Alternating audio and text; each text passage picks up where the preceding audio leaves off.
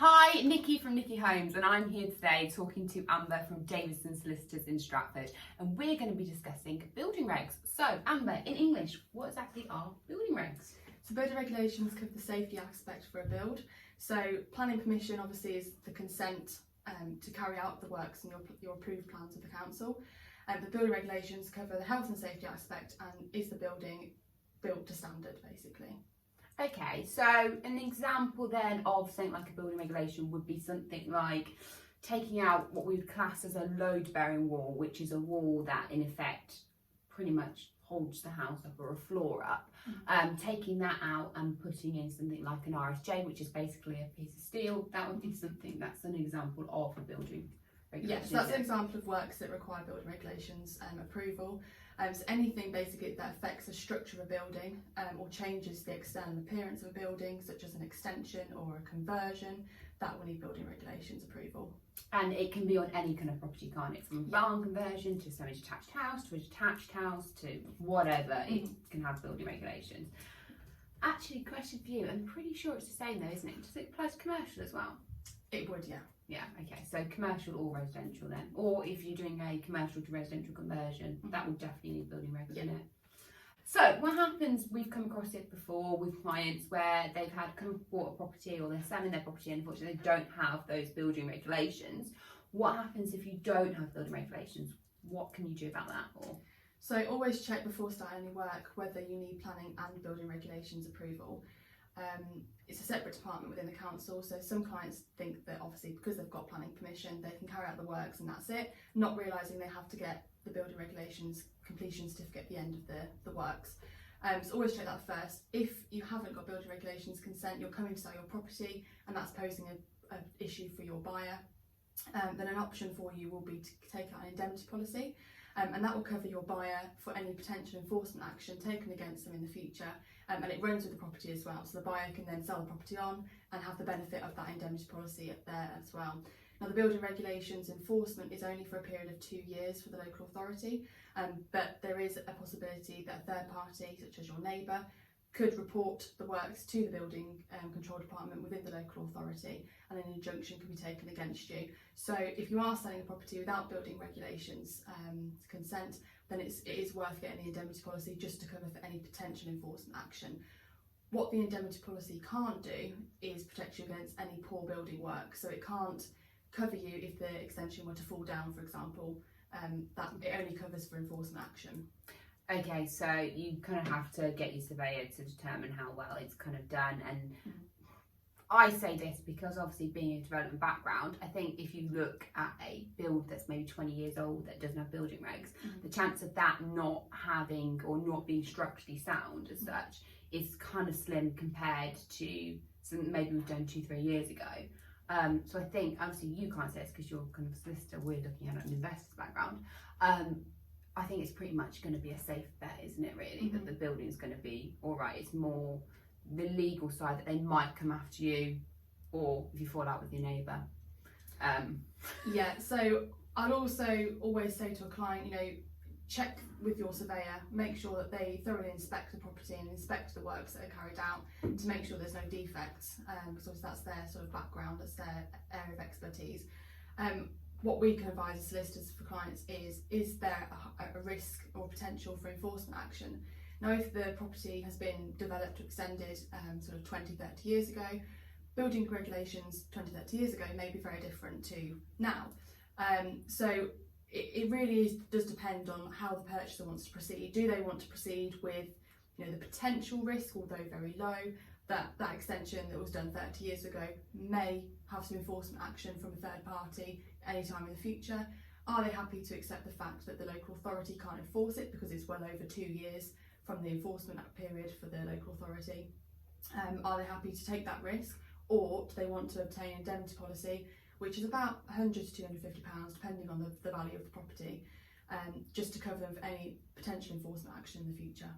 Yeah, because I think that's the thing, isn't it, as well? You end up in a situation where these people may not necessarily have planned to buy a property without building regulations. And I think when building regulations came in, was 1995? Amended in 2010.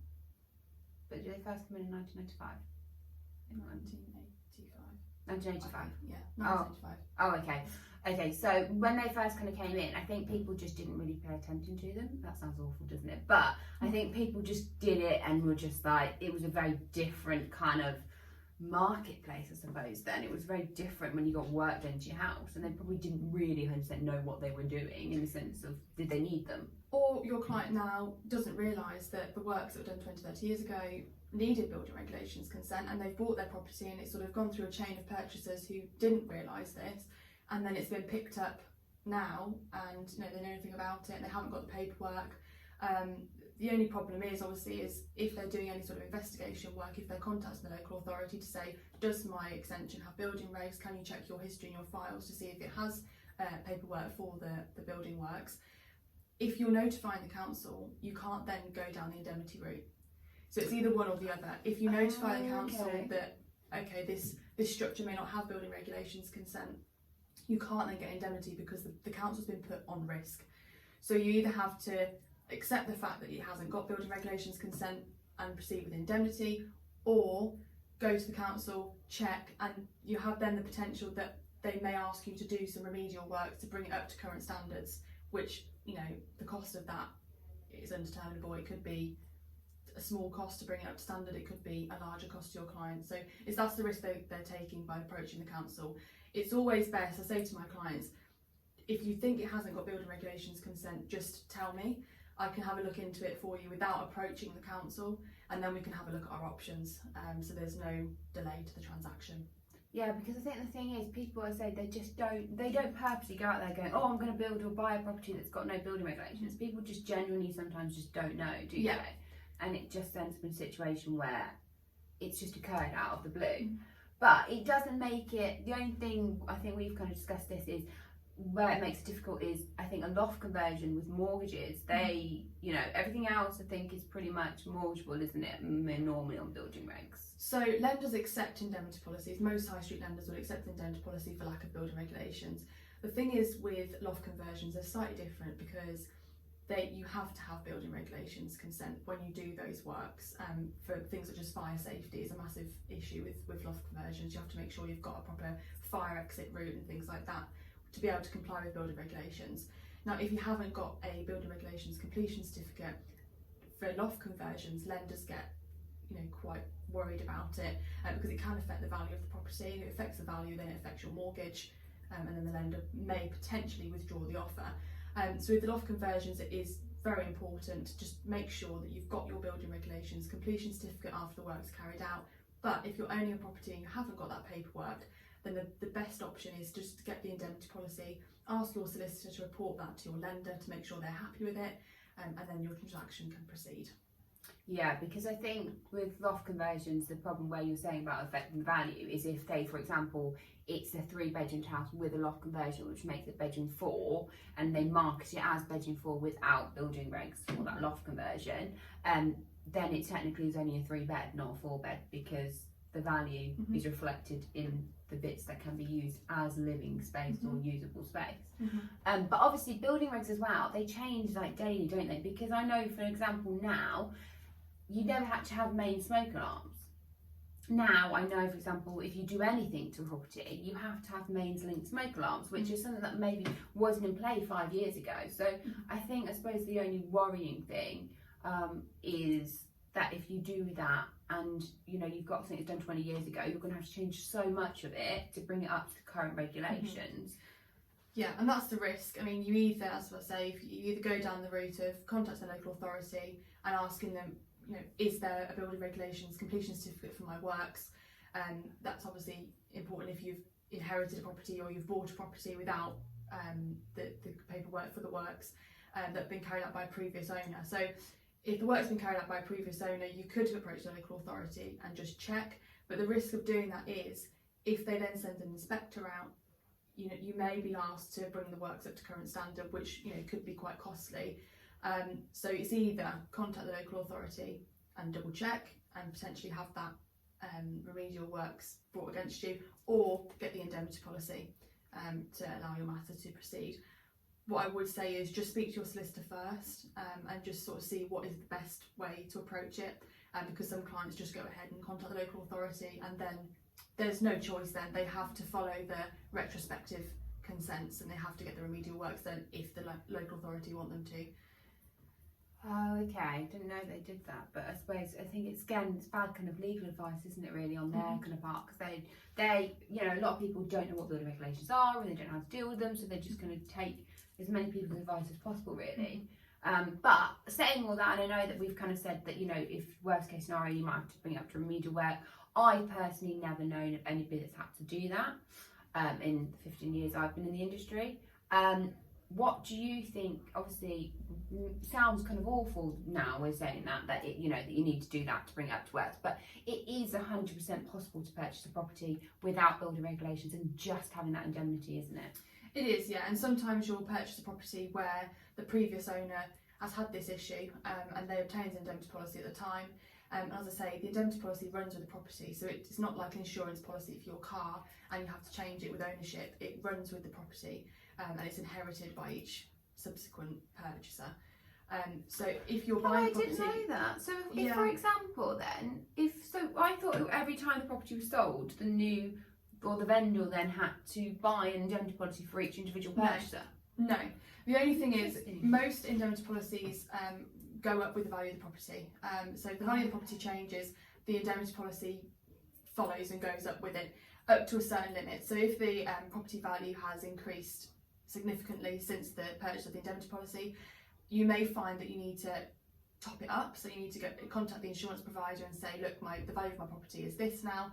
Can I top up the policy so it obviously matches the current value, and you're able to do that as well. So you either inherit the property with an existing indemnity policy, or if it's a new issue that's come to light when you're buying a property and you find out you haven't got building regulations for specific works, you can purchase an indemnity policy, then your solicitor can arrange that for you. So your indemnity policy, obviously, how long then do they tend to last if you're saying it can go with the property and not the individual client? It can just run with the property for all time. So what if one person buys that at any point in the so for example, I don't know, you have a property that's been sold 5 times and buyer number 1 or seller number 1 got an indemnity policy, then you're saying that indemnity policy can go for everyone in that whole phase. Yes, so each purchaser will benefit from that indemnity policy. The only thing obviously to double check is the limit of the indemnity on the policy up to the current market value of the property. If the market value is exceeding the current limit on the indemnity policy, then you'll need to get a top up. But your solicitor will be able to arrange that with the indemnity provider. Oh, okay. See, I didn't even know that, and I've been doing this for years, and I didn't know that you could do that. I thought everybody had to have each individual policy. You know what I mean? Every buyer had to have their own policy. So then I suppose the other thing is then obviously you go down this process, you find there's no building regs, you can get an indemnity policy, your mortgage is sorted. One of the questions I get is it going to affect the future value of that property? I don't think it does really, obviously unless you've got something where, you can't class it as the 4th bedroom because you haven't got those building regs. But at the same time, having that value affected is different because it's nothing you can do really unless you go down that route of going to the council, which could be excessively expensive. There's not anything you can really do to correct what's been done, is there really? No, so the only thing, obviously I'm not a valuer, so I can't give specific advice. We can train you up, it's fine. But the only thing I would say is if, for example, with loft conversions again, if you haven't got building regulation,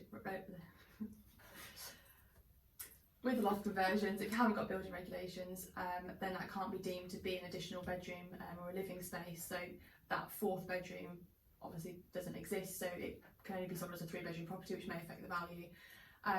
But the only other thing to do would be to get the regularisation works carried out, get the remedial works done, get the certificate from building control, which obviously can be quite costly, but then it may also improve the value of the property if you can get building regs for the loft conversion, make that into bedroom 4. Will that then sort of counteract the costs that you've taken to go to building control and get the remedial works done if it increases the value of your property? So it really is up to the seller how they want to proceed. The only thing they've got to be aware of is it may cause delay to their transaction if they do go to building control and have to do remedial works. They don't know the extent of the remedial works that need to be carried out. So if they're looking for a quick sale on the market, they're not going to be able to get that if they go to building control potentially, and it will cause a delay to their sale. So do you think it's worth, if you've got a property, for example, where you've done something and you're not aware of whether it's got building regs or whatever before you go to market, do you think it's worth coming along and like maybe having a chat with you guys and saying, I'm not 100% sure I've got building regs on this, can you tell me before I go and put it on the market? Yeah, so what we do here at Davisons is we do pre-contract checks. So we ask our clients to get instructed and send all their forms back as soon as possible. So you can have a look through all the documents, have a discussion with them. Have you had any works done to the property? Have you got the relevant consents, planning permission, building control? And if they haven't, then we have a discussion at that point. So we can try and iron out some of these issues before it goes to sale and it goes through the transaction. Because what we don't want to happen is obviously cause any delays to the transaction. So if later on down the line, the purchaser's searches have come back, it's revealed that there aren't any building regulations for works which the sellers disclose in their property information form, or from inspection of the property, the purchaser knows that there's an extension but there's not been any building regulations revealed in their local search, then we can, it's a long way down the line to sort of pick up these issues, and sometimes, you know, it can cause delays to the transaction which could have been avoided if it was all checked beforehand. Previous, yeah, which I get. I think that's the thing, isn't it? It's all about, especially in this area, Stratford District Council, not saying anything, but are a little bit slow with their local searches. So if you are putting property on the market, then obviously you've got that to battle against. And then if you start finding these issues crop up as you go through that sales process, if you're looking for that super quick sale, that super quick sale can turn into a very, very long sale, because by the time queries are raised and backwards and forwards and everything goes through,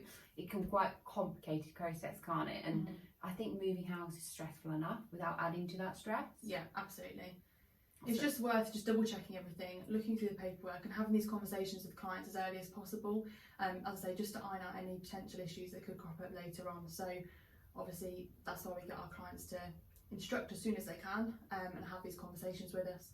But those kind of what did you call them? Pre-contract checks. Pre-contract checks, do they cost clients a lot of money to have that done? No, so the instruction forms obviously we send out to clients at the very beginning of a transaction. They send those back to us with the property information forms if we're acting for a seller. So on the property information form, the seller will determine any works they've carried out to the property, if they've had any extensions, any new windows, things like that. If they've put on the forms that they have, but they haven't got any planning or building regulations consents, then we can have a conversation with the client and say, look, did you realise that you needed that consent? And you know, ask them if they can have a look through it, because it may be that they've got their paperwork in a file somewhere in their loft. Have a look for it first, and then we can decide what we're going to do. Is it a case of going to building control and asking them to send an inspector out, re-inspecting and signing it off, or going down the indemnity route, which is a lot cheaper and a lot quicker? Yeah, and the thing is, whether you do that at the beginning or whether you do that in the sales process once you've had an offer accepted, you're going to have to do these pre-contract checks, or you know, you have to do that anyway, don't you? So it's not an additional cost on top of the conveyancing process when you sell. It is part of the conveyancing process when you sell, isn't it? It is, yeah. But as I say, here at Davisons, we just like to get everything sort of in order as early as possible to avoid those delays, because yes, we can do it later on down the line. These checks will be carried out regardless anyway. Yeah. But what we don't want to happen is do these checks later on, and then find out from the purchaser that, okay, we need a building regulations for this particular extension, or we haven't got this consent. So we need to make sure that we've got everything we need as early as possible, to avoid any delays later on in the transaction, so that you can get it through. And that's it, isn't it? It's all about speed in this marketplace now, is trying to get, you know, things simply done. What I would say to you guys is, the sun is blinding me. So what I would say to you guys is, if you are looking at getting your property on the market and you do think there is a concern about building regulations, or where your building regulations are at, or whether you've had work done on it and you're not 100% sure whether that work has been done correctly, get in touch with Amber. I will put her details in the video below. in the link below the video, and just have a word with her and say, look, this is my situation, can you help me? And then have a chat with her, because I think it's really important that you get that ball rolling if you are looking at selling your property and you're not 100% sure where the regulations lie. So thank you very much, Amber, for taking the time out to speak to us today. And if anyone's got any questions, again, pop a question in the box below and I will relay anything back to Amber, but I will put her details on here as well, so you guys can have a look and contact her directly if you need her. So see you later. Bye. Bye.